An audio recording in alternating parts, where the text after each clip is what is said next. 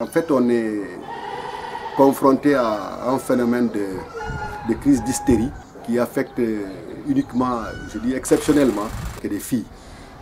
Mais ça a pris de l'ampleur, ça fait plus d'un mois maintenant que ça perturbe nos cours.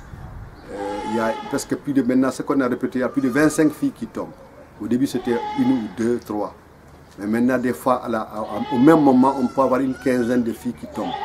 Et quand ça arrive, c'est compliqué, on est toujours obligé de vaquer les cours. Donc chaque 2 jours, on arrête les cours pour certaines classes, on continue avec d'autres. Mais des fois, c'est toute l'école. Parce que quand c'est plus de 20 filles, presque toutes les classes sont filles, finalement, il y a une psychose.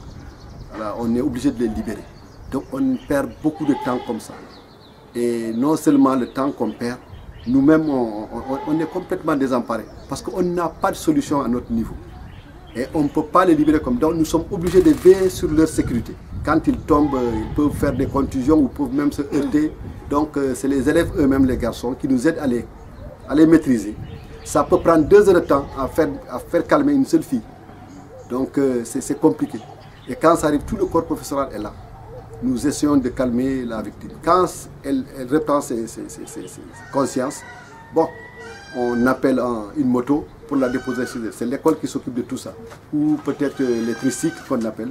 On appelle un chauffeur de tricycle qui les dépose chez les parents. Et actuellement, le nombre est tellement important qu'on est complètement désemparé. On appelle souvent, on a appelé les parents, il y a eu des réunions. Finalement, on a vaqué avant-hier et hier. C'est vraiment pour pouvoir calmer la situation. Ça devient une psychose à l'école. Donc on a appelé les parents. Nous sommes en train de trouver des solutions. Donc on lance notre appel vraiment pour tous ceux qui peuvent nous aider à juguler le phénomène. C'est compliqué.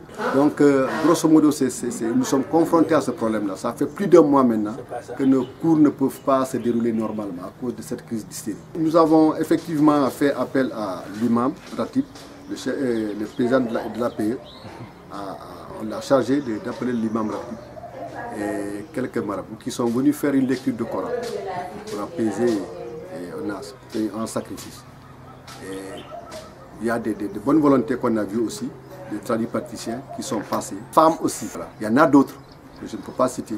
Les femmes aussi, bon, du côté traditionnel, on fait des choses ici, coutumièrement, mais jusqu'à présent, ça ne marche pas, ça continue. Nous sommes à l'écoute. On tend la main à tous les fils de Birkama, à tous les gens, des tradipraticiens qui pourraient nous aider à trouver une solution pour apaiser cette situation.